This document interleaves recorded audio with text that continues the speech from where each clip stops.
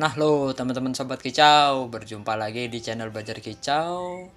Buat teman-teman yang baru bergabung, jangan lupa untuk klik tombol subscribe-nya dan tekan loncengnya agar teman-teman sobat kicau tidak ketinggalan cerita menarik lainnya dari Belajar Kicau. BK ada cerita apa hari ini? Yuk kita gas.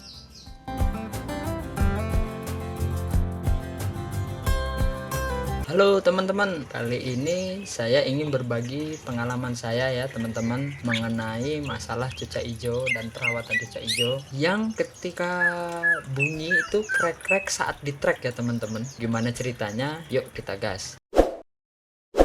Nah teman-teman, ketika kita baru pelihara cuca hijau, entah itu sudah seminggu atau sebulan atau beberapa lama pun itu, pasti tentunya teman-teman ingin burungnya dicoba di track ya teman-teman, atau digandeng dengan cuca hijau yang lain seperti punya teman atau tetangga atau siapapun itu, seperti gantangan kecil-kecilan seperti itu, kayak ngetes seperti itu ya teman-teman, sesama penggemar cuca hijau. Dan ketika di track burung bengong atau lihat sana sini lalu bunyi krek krek krek krek. Nah tidak semua cuca hijau seperti ini ya teman-teman, ketika baru beli udah dirawat ya tadi sebulan atau seminggu langsung bunyi krek krek krek. Tidak semua ya, kembali lagi ya dari asal usul burung kita beli. Nah, kalau misalnya ini burung bahan atau tidak tahu asal usulnya lalu kita coba track dan bunyi krek krek, nah ini tujuan video kali ini hanya untuk cuca hijau yang bunyi krek krek saat di track ya teman-teman. Sebelum masuk ke teknis, kembali kita harus pahami dulu ya teman-teman, burung cuca hijau teman-teman itu burungnya masih giras atau semi giras. Semi giras ini ya masih gelabakan,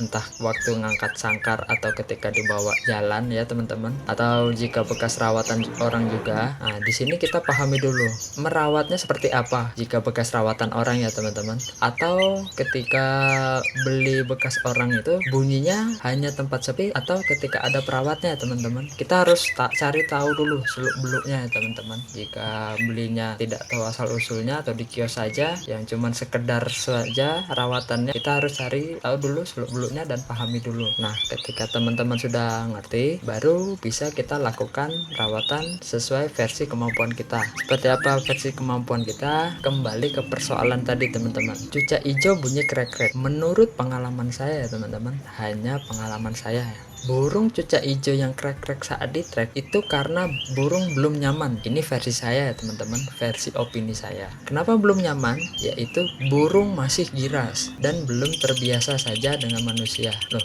terus belum terbiasanya karena apa?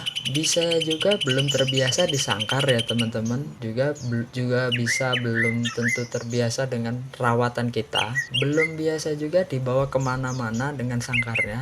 Intinya burung belum nyaman. Belum nyaman gimana? Saya sudah rawat 1 bulan atau 1 tahun, beberapa bulan kok belum nyaman. Nah seperti itu ya teman-teman. Ya balik lagi teman-teman, burung yang kita dapat burung yang seperti apa teman-teman. Contoh burung saya ini ya, ini contoh langsung dari pengalaman saya. Burung saya ini dulunya saya dapat dari kios.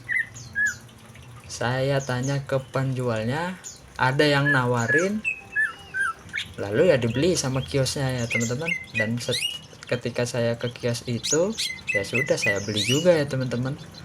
Entah tanya asal dari mana ini itu, yang penting saya ingin cuca hijau ya sudah saya beli aja cuca hijau ya seperti itu, dan saya bawa pulang. Saya sudah rawat kurang lebih waktu itu 4 atau 5 bulan ya teman-teman, dan saya coba track dengan teman tetangga saya. Lalu saat di track malah plonga-plongo, pecicilan dan bunyi krek-krek ketika sangkarnya digandeng teman-teman. Nah ini kembali ke rawatan harian saya ya teman-teman. Padahal di rawatan harian saya itu sudah jangkrik di tangan, terus angkat sangkar tidak begitu gelabakan ya teman-teman. Nah di sini saya jelaskan lagi ya teman-teman, saya kembali ke penjelasan saya. Jangkrik di tangan itu belum tentu kita mendefinisikan burung itu nyaman teman-teman, apalagi jinak ya teman-teman. Nah terus pasti muncul pertanyaan, solusinya gimana? Menghilangkan krek-kreknya itu jawabannya seperti ini teman-teman. Teman-teman buat burung nyaman dulu, burung cuca hijaunya. Caranya ya seperti video saya sebelumnya, full ablak, sering lihatkan dengan orang atau buat kebiasaan baru. dari rutinitas rawatan harian, semakin sering burung melihat teman-teman sebagai perawat, burung jadi nyaman teman-teman. Terlihat ketika burung sudah mau berkicau saat ada teman-teman. Contoh, teman-teman gantung di depan teras, misalnya teman-teman duduk di teras sambil ngopi atau sambil melakukan aktivitas, dia berkicau. Nah, itu menandakan kalau burung nyaman ya teman-teman. Moga ada itu orang lalu lalang, ketika dia ingin kicau ya kicau dia teman-teman. Nah, terus misalnya udah saya gantung tapi kok saya datang ke depan terus dia diem. Nah, kembali lagi teman-teman, gantung sangkarnya seperti apa teman-teman? Terlalu tinggi kah atau seperti apa? Kalau dari cara saya ya teman-teman, gantung rendah saja sangkarnya teman-teman. Rawatan harian lakukan saat sangkar masih tergantung, atau bebas caranya sesuaikan kemampuan teman-teman. Yang jelas gantung rendah dulu. Penggantungan ini sangat pengaruh ya teman-teman. Gantung rendah ini di tempat teman-teman melakukan aktivitas juga masih bisa dilakukan. Nah, jika masih gelabakan ketika kita taruh rendah, biarkan saja teman-teman. Jika masih jeruji juga, biarkan saja teman-teman.